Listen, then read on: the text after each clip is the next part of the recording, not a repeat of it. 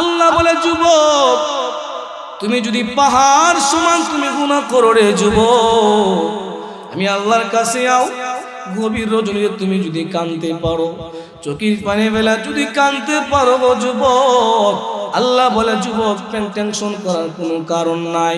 এর যুবক দুনিয়ার সব তোমাকে বলে যাইতে পারে, স্ত্রী তোমাকে বলে যাইতে পারে গো, তোমার সন্তান তোমাকে বলতে পারে, কিন্তু আল্লাহর কসম যিনি বলবেন না তিনি আমার মালিক মহান আল্লাহ তার বান্দাকে বলে যায় না। ইয়া আইয়ুহাল ইনসান মা গররাকা বিরাব্বিকাল কারীম। আল্লাহ ডাক দিয়ে বলে বান্দা, বান্দা রে, যদি তুমি পাহাড় সমান গুনাহ করো, একজন সাহাবা আল্লাহকে এরকম ভাবে ভয় করেছে গো, একজন বিলালের তাকওয়া যদি এক পাল্লায় রাখা হয় আর তামাম মানুষের যদি তাকওয়াকে এক পাল্লায় রাখা হয় এর যুবক, তাহলে বিলালের তাকওয়াই ভারী হয়ে যায়। বলেন সুবহানাল্লাহ। তামাম নবীর আদম আলাইহিস সালাম থেকে নিয়ে ঈসা পয়গম্বর পর্যন্ত যদি রে চোখের পানি ফোলা এক পাল্লায় রাখা হয়, আমার বিশ্ব নবীজি তায়েফের প্রান্তরে একদিন যে কান্না করেছেন এরকম কিন্তু কান্নার সমান হবে না। বলেন সুবহানাল্লাহ। বান্দারে, বোঝা গেল যুবক তুমি অন্যায় করবা রে, আখিরি জমানায় মিডিয়া জমানায় তুমি অন্যায় করবা, কিন্তু আল্লাহর কসম তুমি জিনা করেছো, মদ পান করেছো যুবক, কিন্তু তওবা করার মতো যদি তওবা করতে পারো রে পারি গো। আল্লাহ বলেন একজন আসামি খুঁজে পুলিশ খুঁজে আসামি পলায় যাচ্ছে কোন ঠিক কিনা, কিন্তু আল্লাহ বলে যুবক পাহাড় সমান যদি তুমি অন্যায় করো গো যুবক, যদি তুমি রে দুরাকাত নামাজ পড়ো, তিনটার সময় তাহাজ্জুদের অবস্থায় বলো প্রভু গো ওদা করেছি আর অন্যায় করবো না, আল্লাহ আমি যাই করেছি তুমি দেখছো কিন্তু অন্য কেউ দেখে নাই, যদি দুনিয়ার কোনো মানুষ দেখতো আমাকে তারাই ঘর ছাড়া করতো, গ্রাম থেকে আমাকে এক গোড়া করতো, কিন্তু মালিক আমি শুনেছি তুমি বলেছো বান্দা পাহাড় সমান যদি তুমি অন্যায় করো গো, আমি আল্লাহ ঘোষণা করেছি চোখের পানি ফেলা যদি কাঁদতে পারো গো, যদি চোখের পানি ফেলাও যুবক আমি ওয়াদা করেছি আমি মহান আল্লাহ তোমার তামাম জীবনের গুনাহকে আমি আল্লাহ ক্ষমা করে দিব। এই পৃথিবী আমার আসল ঠিকানা নয়, মরণে কি দিন মুছে দিবে সকল রঙিন পরিচয়,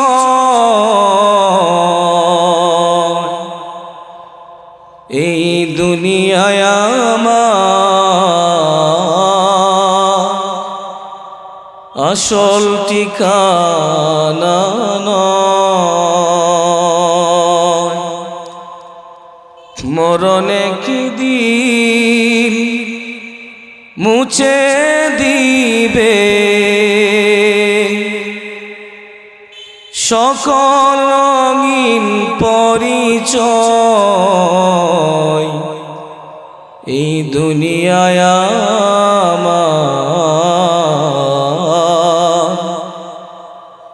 আসল ঠিকানা নয়। ঠিক কিনা বলেন? একটা বসতে পারে।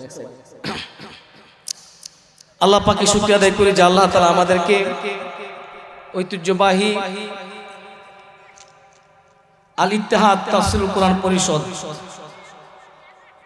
এটার আঞ্জুমানে তালিমুল কোরআন এর প্রতিষ্ঠাতা শাইখুল কুরআন শাইখ আলী আকবর সিদ্দিকী রাহিমাহুল্লাহ তাআলা স্মরণে আমার উস্তাদ উনি, আমি এই জন্য ধন্য যে আজ থেকে আলোচনা করতে পারছি।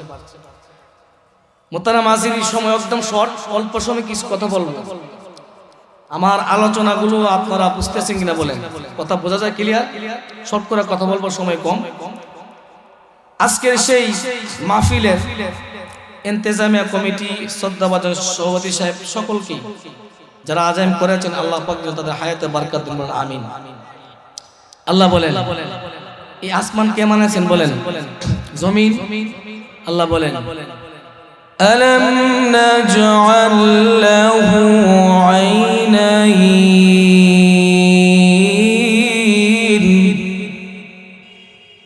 ওয়া লিসানান ওয়া শাফাতাইন।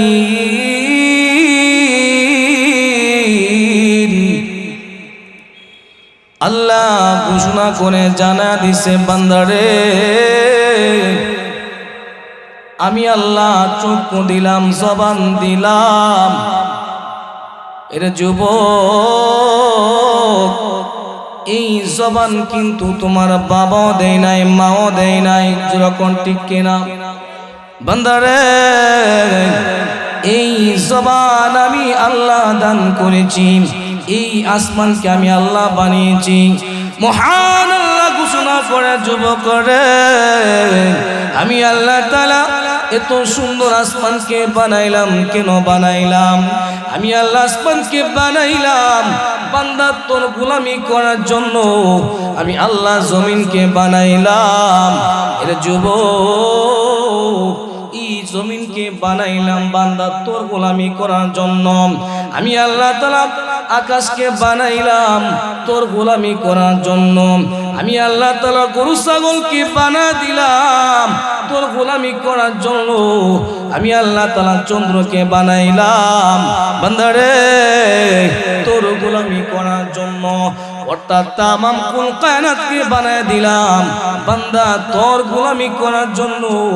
একমাত্র আমি মহান আল্লাহ বানাইলাম বান্দা, আমি আল্লাহ তোকে বানাইলাম আমি আল্লাহর গোলামি করার জন্য। আল্লাহ বলেন ওমা খালাকুতুল জিন্না ওয়াল ইনস ইল্লা লিয়াবুদুন।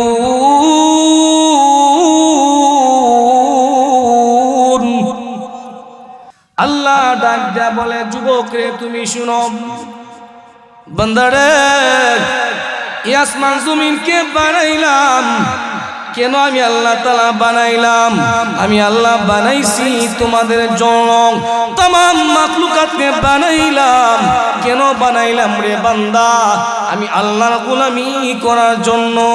আল্লাহ এটাই বলতেছেন বান্দারে এই দুনিয়া থাকার জন্য আসো নাই, একদিন তুমি এই দুনিয়া ছেড়ে যখন চলে যাবে কেউ তোমার সাথী হবে না। এই জন্য আল্লাহ বলেন এর যুবক আমি আল্লাহ তোমাকে বানাইলাম, বড় মোহাব্বত করে বানাইলাম, কেউ তোমাকে বানাই নাই। আরে বান্দা যদি তুমি আমি আল্লাহর গোলামি করে গো যদি দুনিয়া থেকে বিদায় হতে পারো গো আল্লাহর কসম মরতে দেরি হবে না। আমার মহান আল্লাহ তুই জান্নাতের মালিক বানাইতে দেরি হবে না। আর আস্তে করে না সুবহানাল্লাহ কি বলে মানুষ জোরে বললে এস আসবে, জোরে বল ঠিক কিনা? মুত্তানামাজিনী দুনিয়াতে আমরা আসছি একদিন চলে যাব, জোরে কোন ঠিক কিনা? আওয়াজ দিয়ে বলেন ঠিক কিনা?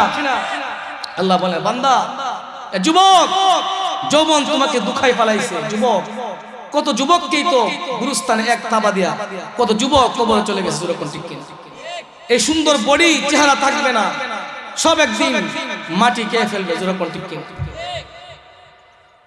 আল্লাহ পাক বলেন এর যুবক একজন যুবক ছিল যিনি শুধু মদ গাঁজা যা কিছু আছে সবকিছু খাইত, কথা বুঝেন না? কিন্তু দেখা যায় ছোটকালে যখন এই বাবা মারা যায় এই যুবকটাকে মা অন্য জায়গার বিয়া বসে না বৈশা মায়া কষ্ট করে তাকে পালছে। বন্ধুর আড্ডা পরে যুবকটা কি হয়ে গেছে, খারাপ হয়ে গেছে। রাতের রাত নাইট ক্লাবে নাচে, মানে নেশা করে, এই বিভিন্ন গাঁজা খায়, মানে বিভিন্ন জিনা সবকিছু। এটা হাসান বসরির জমানার ঘটনা। কার জমানার ঘটনা বলেন? হাসান বসরি রাহমাতুল্লাহ আলাইহি। এই যুবক যখন নাকি যুবক আস্তে আস্তে যখন যুবকটা বড় হয়ে গেল, মা বড় আদর করে করে এই যুবকটাকে ভালোবেসে বড় করলো স্বপ্ন বুকে নিয়ে। রাত যখন গভীর হয়, এই যুবকটা আস্তে আস্তে রাত ৩টা-৪টা হয়, মা অপেক্ষায় থাকে, বাসায় ফিরে না, পেরেশান। রে এই যুবকের জন্যই, সন্তানটার জন্য আমি বিয়া বসে নাই, চিরদিন বিধবা থেকে গেলাম। মা চোখের পানি ফেলা কান্দে গো, আর বলে আল্লাহ আল্লাহ বড় মায়া করে গো তাকে লালন পালন করেছি প্রভু গো, ও আল্লাহ তুমি তাকে ভালো পথের মধ্যে ফিরে আনো। মা তাকে বাধা দেয়। যুবক যৌবনের নিশায় পাগলের মতো যুবক রাতের আধারে জিনা করে মদ গাঁজা খায়, কিন্তু মা বলে বাবা রে তুমি আর মদ গাঁজা খায়ো না, তোমার বড় স্বপ্ন আশা নিয়ে তোমাকে লালন পালন করেছি, আরে বাবা তোমাকে বড় আশা নিয়ে লালন পালন করেছি। এই যুবক মাকে ধমক দেয়, বলে মা তুমি চলে যাও, আমি মার সঙ্গে বেয়াদবি করি, কিন্তু মা বলে না না না, ও আল্লাহ আমার সন্তানটাকে ফিরে আনো। এই যুবক রাতের আধার হলেই জিনা করে মদ পান করে। একদিন আল্লাহর ওই মা বলে হাসান বসরির কাছে গিয়ে বলে আল্লাহর ওলি গো আপনি জানলা গো আমার সন্তানটা নষ্ট হয়ে গেছে, আমার সন্তান কথা মানতে চায় না, আপনি জানলা গো যে বোঝান যেন আমার সন্তানটা যেন তওবা করে গো আল্লাহর পথে ফিরে আসে, জিকিরের পথে ফিরে আসে, যেন নামাজ পড়তে পারে। আল্লাহর ওলি হাসান বসরি বলেন ওই যুবকটা গিয়া যখন তওবা করানোর জন্য যায়, এই যুবকটা হাসান বসরির কথা মানে না, হাসান বসরি ব্যর্থ হয়ে গেলেন। আবার যখন দেখা যায় আবার উনি গেলেন, ব্যর্থ হয়ে গেলেন। দেখা যায় যুবকটা এখন আস্তে আস্তে মদ পান করার কারণে, জিনা করার কারণে এই যুবকটার স্বাস্থ্য নষ্ট হয়ে যাইতেছে, স্বাস্থ্য ভালো নয়। আস্তে আস্তে যুবক যখন বিছানায় পড়ে যায়, বিছানায় পড়ে যাওয়ার সময় এখন যুবকটা কান্দে। এখন তার বান্ধবীরাও তো আসে না, তার বন্ধু বান্ধব কেউ আসে না। এক পর্যায়ে যুবকটা একদম জীর্ণ শীর্ণ হয়ে গেল গো। এখন বলে আল্লাহ জীবন যত অন্যায় করেছি, অপরাধ করেছি, জিনা করেছি, ও আল্লাহ আল্লাহ গো জীবনটা কাটাইলাম জিনা করে, মদ পান করে গো। এখন তার অন্তরে মৃত্যুর ভয় জেগে উঠেছে, মরণের ভয় জেগে উঠেছে। এই পর্যায়ে যুবকটা বলে মা গো আল্লাহর কাছে, আল্লাহ আমি জানি এমন জুলুম করেছি, আল্লাহুম্মা ইন্নী যালামতু নাফসি যুলমান কাসীরা ওয়া লা ইয়াগফিরুয যুনুবা ফাগফিরলি মাগফিরাতাম মিন ইনদিকা ওয়ারহামনি ইন্নাকা আনতাল গফুরুর রহিম। আল্লাহ ডাকতে বলে বান্দারে তুই যদি পাহাড় সমান তুই গুনাহ করিস রে বান্দা, আমি আল্লাহ ওয়াদা করেছি, আমি আল্লাহ তো মেসেজ করেছি, ঘোষণা করলাম লা তাকানাতু মির রাহমাতিল্লাহ ইন্নাল্লাহা ইয়াগফিরুয যুনুবা জামিআ। বান্দারে তুই পাহাড় সমান গুনাহ নিয়ে যদি আমি আল্লাহর কাছে তওবা করতে পারো গো, আমি আল্লাহ তওবা করতে দেরি হবে না। আমি মহান আল্লাহ তোর तमाम জীবনের যত গুনাহ রয়েছে আমি আল্লাহ তাআলা তোর तमाम জীবনের গুনাহ maaf করতে দেরি হবে না। আল্লাহু আকবার বলেন। এই যুবক যখন নাকি বলে মাগো এই যৌবনটা কাটাইলাম গুনাহ করে করে, আমার দিকে ফলো করেন। মা যৌবন ছিল, চুলগুলো একদম কুকড়ানো ছিল গো মা, ও গো মা যৌবনের তাড়নায় গুনাহ করেছি, শরীরের মধ্যে লাগায় নাই। ও গো মা, ও গো মা আপনি যান না গো হাসান বসরির কাছে যান না গো, উনি একজন বিখ্যাত বুজুর্গ, যেন গো উনি আমার জীবনের শেষ তওবাটা পড়ায় দেয়। আল্লাহু আকবার। আর বিছানার মধ্যে সাকরাত যখন শুরু হয়ে গেল, জনম দুঃখী মার চক্ষু দিয়ে পানি বের হয়। মা আবার গিয়া বলে আল্লাহর বান্দা হাসান বসরির কাছে গিয়া বলে ও আল্লাহর বান্দা আপনি তো একজন বিখ্যাত বুজুর্গ, আমার সন্তানটা বুঝতে পেরেছি এখন আর গুনাহ করবে না, মৃত্যু শয্যার মধ্যে আছি। আমার সন্তান তওবা করতে চাই, বলেন কি করতে চাই? আল্লাহর ওলি হাসান বসরি বলে, যাও গো, এমন সন্তান তার তওবা আমি করাতে পারবো না।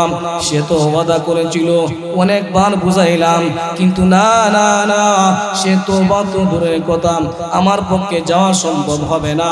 হাসান বসরির কাছে গিয়া আল্লাহর বান্দা হাসান বসরি বলে, যাও গো, দূর হয়ে যাও। উনি যখন চলে গেলেন ব্যর্থ হয়ে মা চলে গেলে, ওই যুবকটা বলে, মা গো, হাসান বসরি কি আসে নাই? না না, আসে নাই।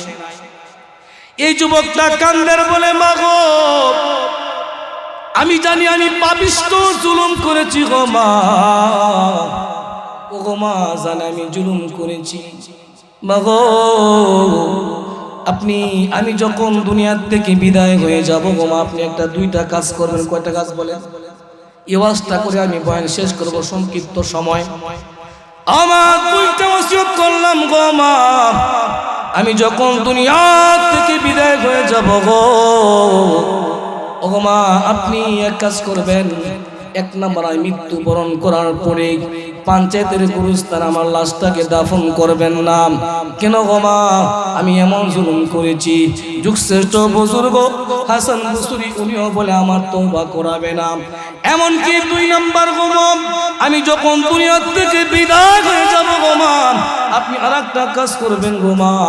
একটি মরা কুকুর যেমন মারা গেলে যেরকম তাকে গামছা বাঁধিয়া ডাস্টবিনে ফেলে দেওয়া হয়, ও গো মা, আমার লাশটাকে মৃত্যুবরণ করার পরে মা গো, আমার লাশটাকে বারান্দা থেকে গো মা গামছা বান্ধা একজন মরা কুত্তার মতো বের করবেন গো মা। এরপরও মনে হয় আমার মালিক আমাকে ক্ষমা করবেন। আল্লাহু আকবার। এই দুইটা কথা বলার পরে মহান আল্লাহ বলে, আল্লাহ ওহীর মাধ্যমে জানায় দিয়েছেন, জিবরাইল রে জিবরাইল, তুমি জানো না আমার বান্দা মৃত্যুর সময় নিজেকে মিটাইয়া দিছে।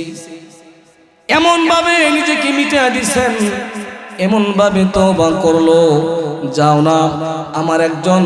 তখন হাসান বসরির কাছে জানায়া দিলেন, ইলহামের মাধ্যমে আল্লাহ জানায়া দিছেন, হাসান বসরি, তুমি জানো না রে, এমন একজন বুজুর্গ, এমন আমার একজন আল্লাহর বান্দা এখন এই মুহূর্তে দুনিয়া থেকে বিদায় হয়ে গেছে। রে হাসান বসরি, তুমি যাও না গো, যা তুমি তার তওবাটা করায়া দাও, তার জীবনে তার জানাজার নামাজটা পড়ায়া দাও। আল্লাহর বান্দা বিখ্যাত বুজুর্গ হাসান বসরি রাহিমাহুল্লাহ তাআলা যায় দেখেন, যে যুবকটার জন্য উনি তওবা পড়ানোর জন্য যায় নাই, যা দেখে যে যুবকটা মদ পান করতেন, নেশা করতো, জিনা করতো, কিন্তু মৃত্যুর আগে এমন ভাবে তওবা করেছে রে, এমন ভাবে তওবা করলো, এই তওবা আল্লাহর কাছে এমন ভাবে কবুল হয়েছে। মহান আল্লাহ বলেন, আমি আল্লাহ পাক রব্বুল আলামিন তার তাম জীবনের গুনাহকে ক্ষমা করে দিলাম, এবং আমি আল্লাহ তাআলা তার নামটাকে ওলির কাতারের মধ্যে লিখে দিলাম। अल्लाह अल्लाह क्या मुबारक नाम है, अल्लाह अल्लाह तो मेरा गफ्फार है। আল্লাহ বলে, যুবক, তুমি যদি পাহাড় সমান তুমি গুনাহ করো রে যুবক, আমি আল্লাহর কাছে আও, গভীর রজনীতে তুমি যদি কাঁদতে পারো, চোখের পানি বেলা যদি কাঁদতে পারো গো যুবক, আল্লাহ বলে, যুবক, টেনশন করার কোনো কারণ নাই। এর যুবক, দুনিয়ার সব তোমাকে বলে যাইতে পারে, স্ত্রী তোমাকে বলে যাইতে পারে গো, তোমার সন্তান তোমাকে বলতে পারে, কিন্তু আল্লাহর কসম, যে মালিক যিনি বলবেন না, তিনি আমার মালিক মহান আল্লাহ তার বান্দাকে বলে যায় না। সুবহানাল্লাহ। আল্লাহ বলেন, ইয়া আইয়ুহাল ইনসান মা গররাকা বিরাব্বিকাল কারীম। আল্লাহ ডাক দে বলে, বান্দা, বান্দা রে, যদি তুমি পাহাড় সমান গুনাহ করো, একজন সাহাবা আল্লাহকে এরকম ভাবে ভয় করেছে গো, একজন বিড়ালের তাকওয়া যদি এক পাল্লায় রাখা হয়, আর তামাম মানুষের যদি তাকওয়াকে এক পাল্লায় রাখা হয়, এর যুবক, তাহলে বিলালের তাকওয়াই বাড়ি হয়ে যায়। বলেন সুবহানাল্লাহ। তামাম নবী আদম আলাইহিস সালাম থেকে নিয়ে ঈসা পয়গম্বর পর্যন্ত যদি রে চোখের পানি ফোলা এক পাল্লায় রাখা হয়, আমার বিশ্ব নবীজি তায়েফের প্রান্তরে একদিন যে কান্না করেছেন, এরকম কিন্তু কান্নার সমান হবে না। বলেন সুবহানাল্লাহ। বান্দারে বোঝা গেল যুবক তুমি অন্যায় করবা রে, আখিরি জমানায় মিডিয়া জমানায় তুমি অন্যায় করবা, কিন্তু আল্লাহর কসম তুমি জিনা করেছো, মদ পান করেছো যুবক, কিন্তু তওবা করার মতো যদি তওবা করতে পারো রে পারি গো। আল্লাহ বলেন একজন আসামি খুঁজে পুলিশ খুঁজে আসামি পলায়া যাবে, কোন ঠিক কিনা? কিন্তু আল্লাহ বলে যুবক পাহাড় সমান যদি তুমি অন্যায় করো গো যুবক, যদি তুমি রে দুরাকাত নামাজ পড়ো, 3টার সময় তাহাজ্জুদের অবস্থায় বলো প্রভু গো ওদা করেছি আর অন্যায় করব না, আল্লাহ আমি যাই করেছি তুমি দেখছো, কিন্তু অন্য কেউ দেখে নাই। যদি দুনিয়ার কোনো মানুষ দেখতো আমাকে তারাই গড়সারা করতো, গ্রাম থেকে আমাকে এক গোড়া করতো, কিন্তু মালিক আমি শুনেছি তুমি বলেছো বান্দা পাহাড় সমান যদি তুমি অন্যায় করবো, আমি আল্লাহ ঘোষণা করেছি চোখের পানি ফেলা যদি কাঁদতে পারো গো, যদি চোখের পানি ফেলাও যুবক আমি ওয়াদা করেছি আমি মহান আল্লাহ তোমার তামাম জীবনের গুনাহকে আমি আল্লাহ ক্ষমা করে দিব।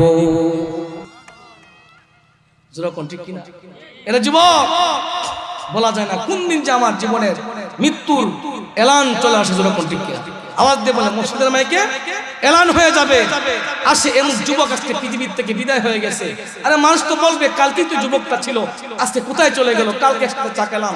ও যুবক তাহলে তোমার যৌবন তোমাকে দুখায় না ফেলায়, এই দুনিয়া বড় স্বার্থপর, কাউকে জায়গা দেয় না। যুবক ভাই কোন দিন যে মসজিদে এলান হবে আমরা কেউ জানি না। একদিন তোমারি নাম বলেন, একদিন আমারি নাম মসজিদ হবে এলান, একদিন তোমারি নাম মসজিদ হবে এলান। তৈরি থেকো তৈরি রেখো কবরের মাল সামান, একদিন আমারি নাম মসজিদ হবে এলান, একদিন তোমারি নাম মসজিদ হবে এলান। তৈরি থেকো তৈরি রেখো কবরের মাল সামান, বলেন একদিন আমারি নাম মসজিদ হবে এলান। কি বলেন আমরা কি একদিন এলান হবে না হবে? সেরকম এই জন্য বেলাল বলে আমি আল্লাহ কেমন ভাবে ভয় করেছি গো। বেলাল বেলালকে যখন নাকি গোলামের বাচ্চা গোলাম বলে গালি দেয়, আল্লাহ নবীর কাছে গিয়ে বলে নবী গো আমাকে তারা গোলামের বাচ্চা গোলাম বলে গালি দেয়, কিন্তু বেলাল বলে আল্লাহর কসম গো আমি এরকম ভাবে আল্লাহকে ভয় করতাম। আল্লাহ নবী বলে বেলাল তোমাকে মানুষ গোলামের বাচ্চা গোলাম বলে গালি দেয় কোনো সমস্যা নাই রে বেলাল। বেলাল রে মহান আল্লাহ তোমাকে এত সম্মান দিয়েছে রে বেলাল তুমি জানো না। এরে বেলাল যদিও তুমি গোলামের বাচ্চা গোলাম গো, কিন্তু আমার মালিক তোমাকে তো সম্মান দিয়েছে বেলাল তুমি জানো না।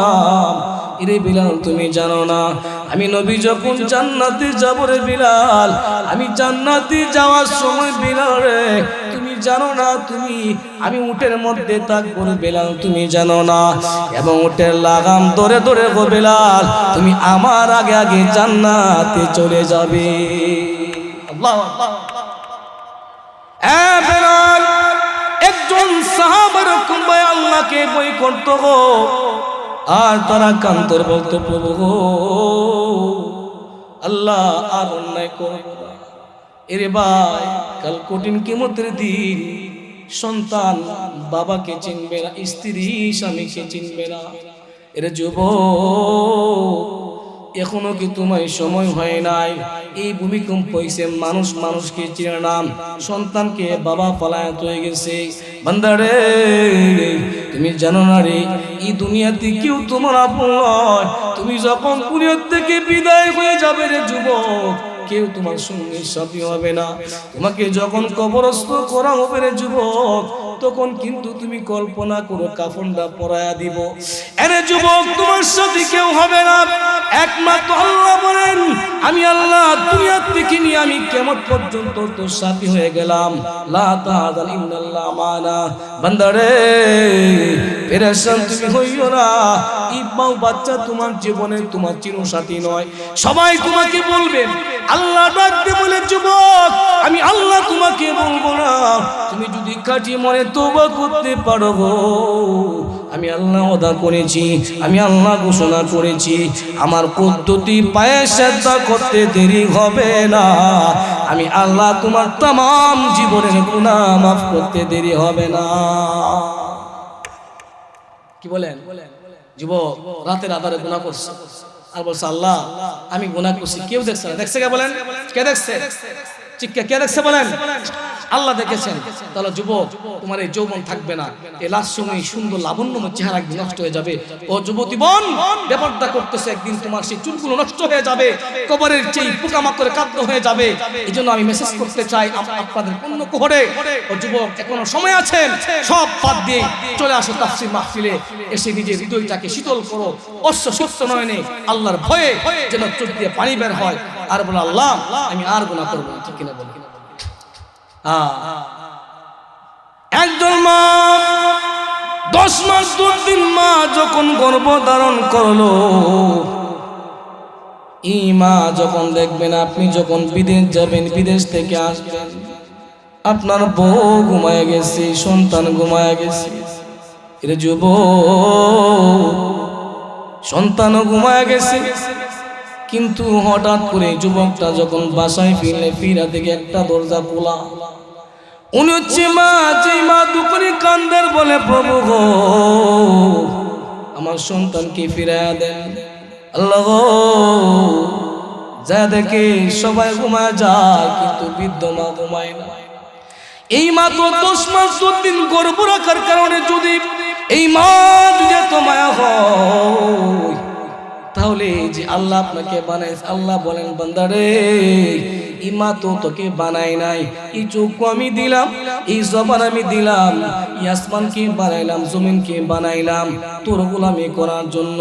বান্দারে তাহলে এই মা তো তোকে বানাইছে, যদি এই মার এত মায়া হয়, আমি আল্লাহ যে তোকে বানাইলাম, আমি কুদরতি হাত দিয়ে বানাইলাম, এই মা যদি 10 মাস 2 দিন গর্ভে রাখার কারণে এত মায়া হইতে পারে রে, তাহলে আমি আল্লাহ তো এর চাইতে লক্ষ কোটি কোটি গুণ বেশি মায়া তোর প্রতি। বলেন সুবহানাল্লাহ। এই জন্য আল্লাহ বলেন, যদি বান্দা তুমি, আমি আল্লাহ তোকে বড় মায়া করে বানাইলাম রে যুবক, আমি বানাই নাই তুই গুনাহ করার জন্য, তোকে জাহান্নামে দেওয়ার জন্য। আল্লাহ তো ঘোষণা করেছেন, ওয়ালাকাদ জারআনা লি জাহান্নামা কাসীরাম মিনাল জিন্নি ওয়াল ইনস লাহুম কুলুবুল লা ইয়াফকাহুনা বিহা ওয়া লাহুম আইনুল লা ইবসিরুনা বিহা ওয়া লাহুম আযানুল লা ইয়াসমাউনা বিহা كالأنعام بل هم أضل أولئك هم الغافلون। আল্লাহ বলেন, বান্দা আমি অধিকাংশ মানুষকে জাহান্নামে দেব, জিন ইনসানকে, কিন্তু বান্দা আমি চাই না তোমাকে জাহান্নামে দিতে, কিন্তু তোমার আমলের জন্য বান্দা তুমি জাহান্নামে চলে যাবে। অতএব যুবক সমস্ত কিছু বাদ দিয়ে তওবা করে, আল্লাহ ওয়াদা করেছি আর কোনোদিন আমি আর নামাজ বাদ দেব না। আমি ওয়াদা করলাম মালিক, আমি নিয়ত করলাম আল্লাহ আমি জিকির করব, নামাজ পড়ব, আর কখনো আমি গুনাহ করব না। আল্লাহ আমি চোখ দিয়ে ফেসবুকে আমি উলঙ্গপনা মেয়ে দেখব না। আল্লাহ আমি মানে আপনি আমাকে মাফ করে দেন। দেখবেন এই হৃদয়ের ভিতরে ভয়, আল্লাহকে ভয় করেন, ভয় করার মতো করতে পারলে যুবক দুনিয়া এবং আখিরাতে আপনার জীবন কি হয়ে যাবে, সুন্দর হয়ে যাবে। ঠিক কিনা কথা বলেন, ঠিক কিনা? এজন্য মুহতারাম হাজিরিন, এই তাফসীর মাহফিল একজন প্রখ্যাত বুজুর্গ আমার উস্তাদ শাইখুল কুররা আলী আকবর সিদ্দিকী রাহিমাহুল্লাহ তাআলা, নন্দিত একজন বিশ্ববরণ্য একজন আলেম, ঠিক কিনা বলেন? ওনার এখানে আজকে আলোচনা করতে পেরেছি যেন আমি নিজেকে ধন্য মনে করি। আল্লাহ তাআলা যেন, গতকালকে আমার শায়েখের মাহফিলে ছিলাম ময়মনসিংহে, অত্যন্ত উনি একজন বুজুর্গ, নুরুদ্দিন ঘোরপুরের একজন খাস মানুষ। তো তারই ধারাবাহিকতায় আজকে দেখলাম এখানে যে মাহফিল, আমি নিজেকে এই জন্য ধন্য মনে করতেছি যে এখানে একজন আল্লাহওয়ালা খাস তাওয়াজ্জু এবং রুহানি ফুইজ আর বরকত এলাকা আছে। আলহামদুলিল্লাহ, এটা আমি বুঝতে পারতেছি আধ্যাত্মিক একটা বিষয়। তবে হ্যাঁ, কিন্তু তারা আজকে নাই বিদায়, আজকে মাঠ খাই, এসআই প্রোগ্রাম নাই, আত্মশুদ্ধি প্রোগ্রাম নাই, মসজিদগুলো আছে বিরান, জিকির মাহফিল নাই, এসআই কোনো প্রোগ্রাম নাই। কারণ আজকে আমাদের আকাবির আসলামের আজকে কি আমাদের থেকে আস্তে আস্তে বিদায় নিয়ে নিচ্ছে। এটা আমাদের জন্য দুর্ভাগ্য, ওরে বেদনা ভারাক্রান্ত যে প্রত্যেকটা সমাজ মসজিদ টাচ ফিটিং করা হচ্ছে, কিন্তু কোনো হাদিসে নাই মসজিদ টাচ করতে হবে, কোনো হাদিস ফতোয়া হাদিসে নাই। বরংস মসজিদকে সাদা মাটা করে করতে হবে, এটা হাদিসে আছে। অতএব আমরা সব ঐক্যবদ্ধভাবে যেন আমরা জিকির মাহফিল করি। আমাদের এই মসজিদে একটি স্থায়ী প্রোগ্রাম চালু হয়েছে প্রতি সোমবারে, বলেন কিবারে স্থায়ী জিকির ও দোয়া মাহফিল হয়। যুব সমাজ দাওয়াত দিলাম, আপনারা এই মাহফিলে আসবেন। আশা করি একদিন আসেন, বসবেন, কান্না হবে, জিকির হবে, ভালো লাগবে ইনশাআল্লাহ। রাব্বে কারীম যেন আমাদেরকে যথাসময়ে শেষ করে আযান হয়ে যাবে। আমি যে কথাগুলো বললাম এই এলাকার ইমাম হিসেবে, খতিব হিসেবে আলোচনা করবেন। আল্লাহ পাক যেন আমি অদমকে, গুনাহগারকে, নিকৃষ্টকে যেন আমল করার রাব্বে কারীম তৌফিক দান করেন। যারা শুনেছেন এই যুব সমাজকে, এলাকাবাসীকে যেন আল্লাহ পাক আমল করার আল্লাহ তৌফিক দান করেন। সকলে বলেন আমিন। আসসালামু আলাইকুম ওয়া রাহমাতুল্লাহি ওয়া বারাকাতুহু।